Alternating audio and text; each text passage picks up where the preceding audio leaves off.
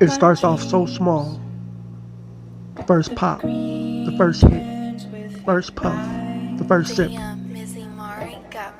They show it to you like it's cool. On the TV, in your favorite songs, maybe in your own home, or even in the crowd in the corner. You know what I'm talking about. They say it's just fun, a good time, no harm done. But what they don't show you is that after the fun wears off, it's just you standing there with the same old problems. And now you got a little extra. You got addiction knocking at your door. They don't tell you that those same friends that's passing that vape are offering you that pill. They don't even understand what's going on themselves. Maybe they don't know that the fun feeling that doesn't last will cause a hunger for more. Yeah, the stakes is high. One hit, then two, then five, and before you know it, you're chasing a feeling that won't solve a single thing. And you keep chasing it because that's what addiction is. Some folks in your circle might try to laugh it off and say it's just a phase. But you gotta realize this. Addiction doesn't care if you're young, old, rich, or broke. It's real. It's a trap. And when you come down from that high, your problems are still there. Except now, you're at an even higher risk of falling deeper in the hole.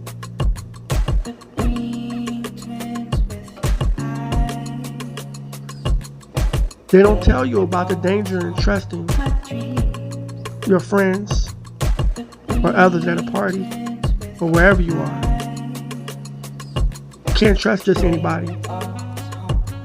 You can't just take a cookie or a piece of candy or a drink because you don't know what's in it. A little weed, a little cocaine, or even something worse. You don't know who's stirring up that punch, who's spiking that candy. What may seem like a good time could be laced with something that will take you farther than you ever wanted to go. You can't afford not to be aware. You can't afford not to pay attention. You can't afford to be in the dark. Because one moment of not knowing could cost you everything. And I'm not just talking about addiction. I'm talking about your life. The song Percocets and others like it have a major influence on our youth today. When you hear these lyrics on repeat glorifying the feeling of being high and escaping reality with just a pill, it's easy to start believing that's the way to deal with life. Songs like this, glamorizing a dangerous path, painting Percocets and other pills as a fast track to fun, success, or numbness to pain. But here's the thing. What the song doesn't tell you is the destruction that follows. It doesn't mention the addiction that creeps in, or how Percocets and pills like it have taken lives. Many lives. Artists may be rapping about popping pills, drinking alcohol, or whatever, like it's no big deal, but in reality, it's deadly. Percocets are a prescribed medication meant for managing severe pain, and when misused, they mess with your body and your brain in ways you can't always come back from. What's worse is that these songs are played over and over on the radio, on our children's phone,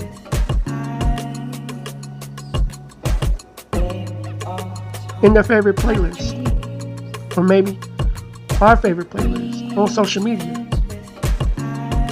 It becomes background noise to life, making it seem normal. But there's nothing normal about risking addiction or your life just to feel good for a minute. These songs send a strong message to our youth. We need to recognize that these influences aren't just entertainment. They shape the way we think, the way we act. And it's time to think critically about what's being sold to us in these songs, on television, on social media. If the price is our health, our future, our life, is it really worth it? The artist might be rich, but the people listening, the ones following the message, might end up paying a cost far greater than they ever imagined. Peer pressure can be a beast, especially when it's not just on the streets or at school, but inside our own home, within our own environments. When people you live with, your family, your closest friends, or even those in our communities.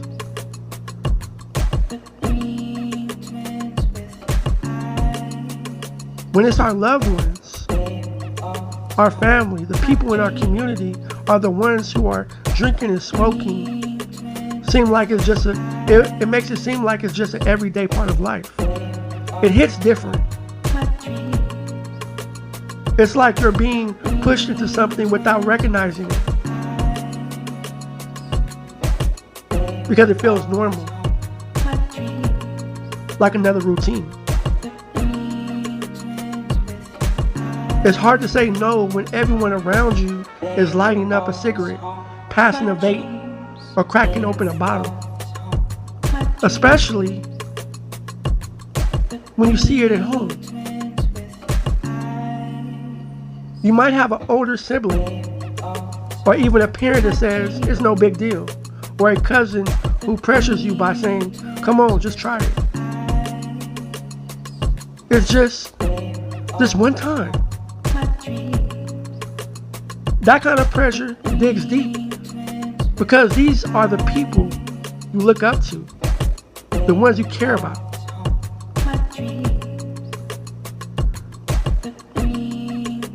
When it's coming from home, it feels almost impossible to step away, because home is supposed to be where you feel safe, where you feel supported.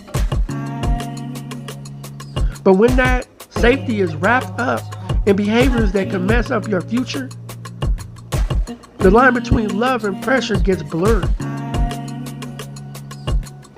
You don't want to disappoint them.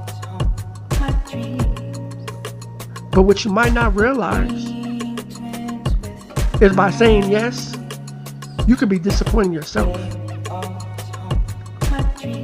What makes peer pressure so powerful, especially in your own home or community, is it doesn't always feel like pressure. Sometimes it feels like belonging, like you have to do what everyone else is doing to fit in, to keep the peace, or just to feel a connection.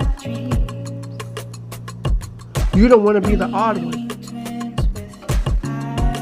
the one saying no when everyone else is saying yes. But here's the thing, fitting in like that might seem like it's the easiest path, but it can cost you your life, and you'll be in deeper trouble. Alcohol and smoking, cigarettes, vapes, or weed can grab a hold on you fast, especially when it's all around you. Once you start, it's harder to stop, because the people around you are encouraging it. And when you're seeing it right in your own home, it can make you think that it's no big deal. But it is. It's a very big deal. Just because it's normalized in your space doesn't mean it's good for you. Breaking away from peer pressure isn't easy, especially when it's close to home. But you have to remember, just because they do it doesn't mean you have to do it. You got to think about your future, your health, your life. Sometimes saying no isn't just about resisting peer pressure. It's about taking a stand. It's about standing up for yourself, for your life, the life that you want to build. Sometimes you got to break those connections. You got to break that cycle. Take a step forward. A step forward to creating a better environment for yourself. It's okay to say no. It's okay to choose a different path.